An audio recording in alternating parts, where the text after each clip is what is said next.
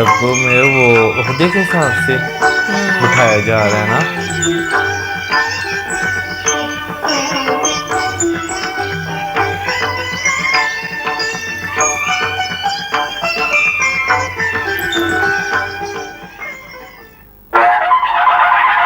अब कौन आ रहा है? विश्विता में वो नहीं है अभी तक।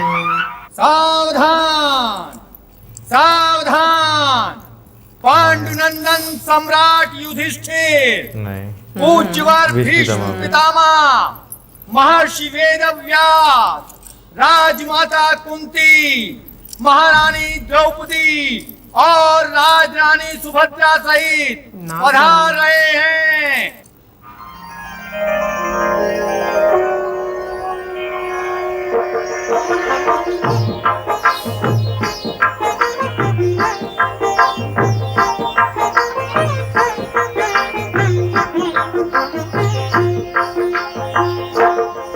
हे धर्मराज है राज तुम्हारा, आज हमारी पृथ्वी सारी। हे धर्मराज है राज तुम्हारा, आज हमारी पृथ्वी सारी। हे राजाओं के राजा सारे, राजा तेरे आज पुजारी। हे भरत वंश के हंस तुम्हारे, पंख उड़ेले कीर्ति पताका। यह चंद्र बढ़ेले खंभ गगन के, और छोर तक धर्म ध्वजा का। हे कुरुकुल के अवतंस तुम्हारे, यशोगान को जग हो गाता।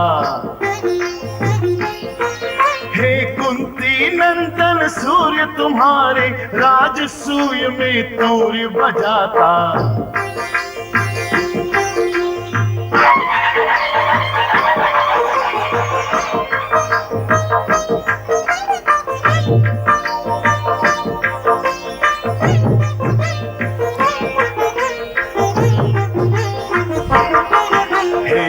ब्राह्मण और प्रजापाल, जय मना रहे दिक्पाल तुम्हारी। प्रिय धर्म कर्म का मर्म सर्वदा, रहे तुम्हारा हृदय बिहारी। हे वीर युधिष्ठिर, धर्म युद्ध में निश्चय तेरी जय हो जय हो। दिश दिश निश दिन फिर तेरी सदा विजय हो, कीर्ति उदय हो। सदा विजय हो, कीर्ति उदय हो। कीर्ति उदय हो, सदा विजय हो। सदा विजय हो, कीर्ति उदय हो। कीर्ति उदय हो, सदा विजय हो। सदा विजय हो, कीर्ति उदय हो। कीर्ति। सबसे पहले मैं महर्षि व्यास, अन्य ऋषियों और ब्राह्मणों को प्रणाम करता हूं, जो मुझे आशीर्वाद देने यहां पधारे हैं। ये इंद्रप्रस्थ नगरी उनके आने से धन्य हो गई। फिर मैं पूज्य पितामह भीष्म को प्रणाम करता हूं, जिनके स्नेह की छांव ने सदैव ही हमें कड़ी धूप से बचाने का प्रयत्न किया। फिर मैं ज्येष्ठ पिताश्री हस्तिनापुर नरेश, महाराजा धीराज धृतराष्ट्र को प्रणाम करता हूं, जो मुझे आशीर्वाद देने यहां आए हैं। और यदि वे ना आते तो पांडु परिवार का आनंद अधूरा रह जाता। फिर मैं महात्मा विदुर के चरण स्पर्श करता हूं, जिनके ज्ञान की दीपमाला मेरे गले में पड़ी हुई है। इसके उपरांत मैं अपने गुरुजनों कुल गुरु कृपाचार्य और आचार्य द्रोण के चरण स्पर्श करता हूं, जिन्होंने मुझे शिक्षा दीक्षा देकर योग्य बनाया। और अब मैं अपने अनुजों दुर्योधन, दुशासन, विकर्ण और सुकर्ण को अपना स्नेह भेंट करता हूं। और एक बार फिर भारतवर्ष के कोने कोने से आए हुए नरेशों एवं महारथियों को मैं प्रणाम करता हूं।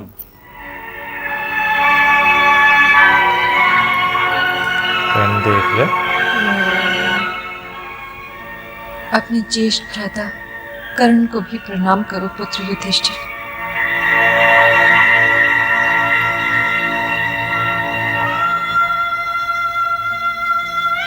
पता चल गया।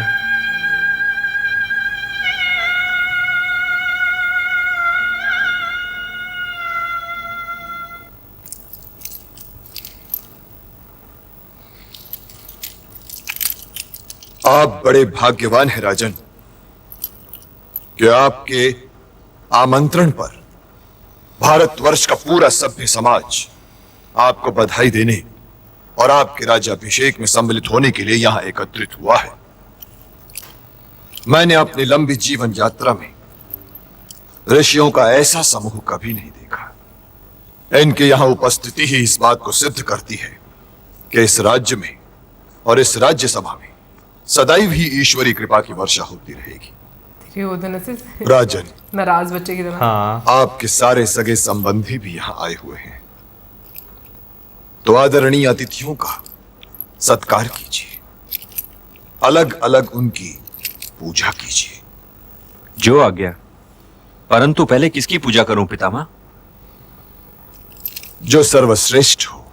तो पहले महर्षि व्यास की पूजा करूं या आपकी? ना ही महर्षि की क्या होता है? और न ही मेरी। आज आप धर्म के प्रतिबिंब है राजन। आपकी आंखों को तो यह देख लेना चाहिए था कि इस सभा में ही नहीं पूरे त्रिलोक में यदुवंश शिरोमणि वासुदेव श्री कृष्ण के अतिरिक्त किसी और की अग्र पूजा हो ही नहीं सकती। और मैं ये इसलिए नहीं कह रहा हूं कि ये मुझे प्रिय है, ये मैं इसलिए भी नहीं कह रहा हूं कि मैं इनका भक्त हूं। क्या आप ये नहीं देख रहे कि भारतवर्ष के इन जगमगाते मुक्तों के बीच में ये ऐसे प्रतीत हो रहे हैं मानो तारों के झुरमुट में चंद्रमा हो। और जब चंद्रमा के दर्शन हो रहे हो तो तारों की ओर कौन देखता है?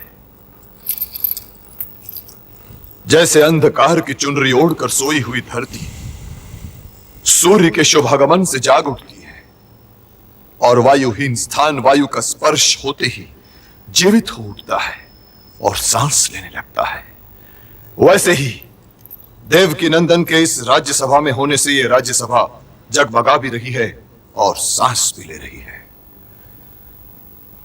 तो क्या इनके यहां होते हुए स्वयं महर्षि व्यास